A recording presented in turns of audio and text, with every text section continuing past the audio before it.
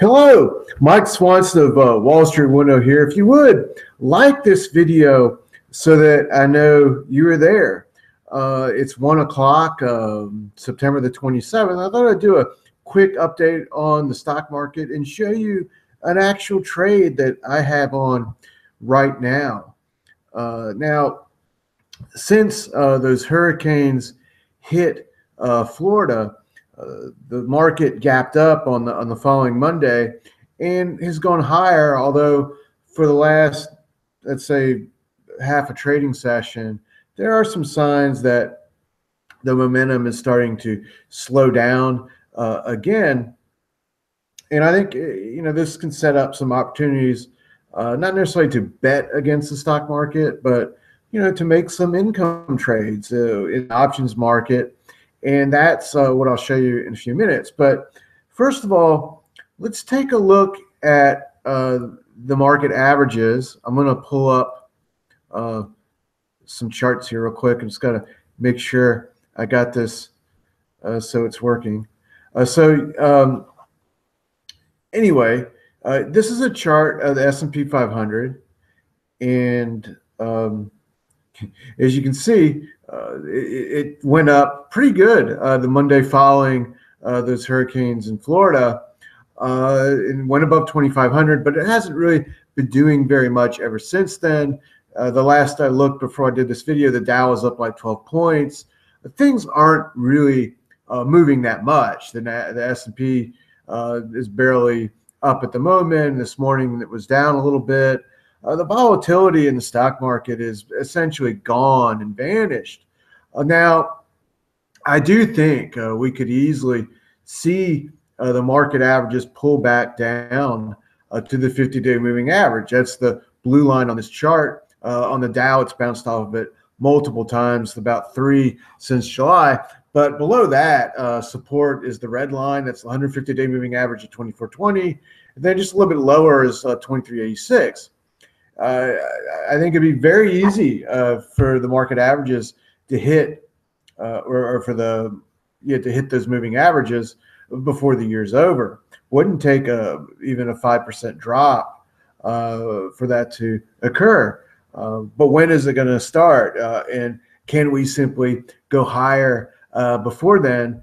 That's what people are wondering. And I turned on Bloomberg this morning. I kind of stopped watching CNBC, but I turned on Bloomberg, and there was a guy on there extremely bullish about the stock market, saying that he basically said that we're on the cusp of an economic boom, and he predicted that interest rates would go up, so money would have to go out of bonds and go into stocks. He basically said the train is about to leave the station. Now, I really think this is blowhard talk, a lot of hype, and the market's already up pretty good this year. It's barely even moving now. And I think the momentum, I don't think we're going to crash. But, I think don't be shocked if we don't pause here or anything. There's no need to be feeling like if you don't buy today, you're going to miss out. That's really kind of crazy talk.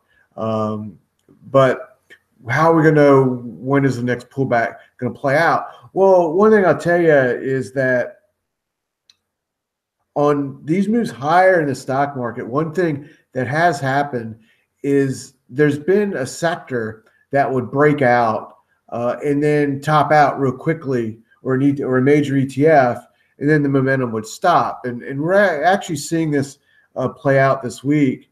This is the Russell 2000. It's going up, well, since it's low in August. It's going up more than the S&P, more than the Dow, and more than the NASDAQ, and more than the popular so-called FANG stocks have been doing. So at the moment, it's providing leadership in the stock market as far as ETFs and major elements of the stock market. And it's gotten overbought, obviously. But if this were to go red today or sometime soon in the next couple of days and turn back down, say IWM is the ETF that tracks the Russell 2000, if it was to go below 145 the next couple of days, then it would look like it's topped out for now. You can see what happened in July, when it went up to 144, then fell below 143. It went down into August. Similar other little peaks have happened in overbought conditions. Since this is currently the leadership of the stock market for the moment, once this reverses, I think the overall momentum, it'll be a confirmation that it's capped for the time being. Now, that doesn't mean the stock market has to crash or anything like that. But don't be shocked if we go sideways, if we test those moving averages, and that guy that is telling people to be in a panic to buy today, or the train's going to leave the station. Anyone following that type of talk on that I heard would be better served to be patient, to be wait. This is not a market that anyone should, it's so slow moving that's not, we're not in 1999, we're not in 2009, we're not even in last year, like December, where things were really taking off. So how do you trade this market? Well, it's tough. I'm going to tell you, flat out, trading these exchange traded funds, and I own exchange traded funds. I've got core positions in some, and in gold, for example, in mining stocks, and everything, including them, isn't moving a whole lot historically to how they used to be. So you got to be kind of very patient for a payoff at the moment. And for day traders or short-term traders, it's tough. It's tough to try to make a lot of money in a very low volatile stock market environment when the S&P 500 is up only 2 points. And I think that's one reason, you hear stories or talk to people that are running into trading things that move a lot, like Bitcoin, because they want action that they're not getting from trading the stock market. You also, I get emails from people that are buying things like marijuana stocks or penny stocks, because I think, they're not saying this, but I think they want action. They want something that's going to move, and the stock market averages aren't moving enough. Most stocks aren't moving enough, except, there's only about 20 stocks that are real popular for people to trade. And then once, I think a lot of people own them, and then they start looking for other stuff to do. And one of those popular stocks is Netflix. And this is how, besides my long-term investments, as far as trading goes, this is what I'm doing, is I'm selling call options on stocks that the calls are expensive, they have high volatility premiums, and the stocks are in position where I just don't think they're going to go up soon enough, quick enough, fast enough for the people I'm selling these calls to make any money at all. So this is a trade I just put on a couple days ago. I sent out an options income alert to the members of that service. It's too late to get in at the prices I got in at. I'm not recommending this trade at the moment. If you want my next trade, you got to get the alerts. But this is an example. It's something to learn from. So I sold Netflix calls with a strike price of 192.5. That means that if someone bought those calls, it's got to go above that price for them to make any money at all. But those calls expire on October the 13th. So if the stock doesn't go up above 192.5 by October the 13th, those calls will expire completely worthless. And that means that I'll make a 100% profit on them, and the people I sold those calls to will make 100% loss if they continue to hold them. Now, obviously, I don't think Netflix is going to do it, or I wouldn't have sold these calls, but you can see from the chart, it'd be pretty difficult for Netflix to get above 192.5 that quickly, because it would have to make a new 52-week high, and you have to do it after kind of having a pretty tough tumble day on Monday. And some of the other FANG stocks also got hit hard on Monday. But when you see a stock have a really big down day, very rarely are you going to see it just shoot straight back up within days and make a new 52-week high.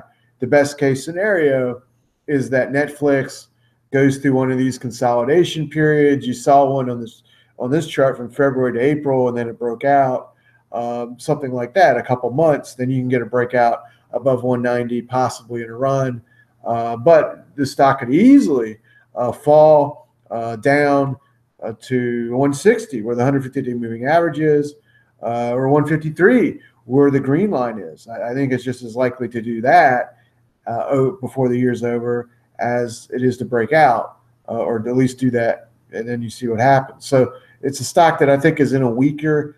The odds are I think it's going from here that it will go down below the lows of August before it breaks out to a new 52-week high. And that's why I feel very comfortable doing this trade. But even if it doesn't fall, it's got to go up before October the 13th, above 192.5. And I just don't think that's going to happen. And that's why I was, felt pretty good to sell calls to make some income on this.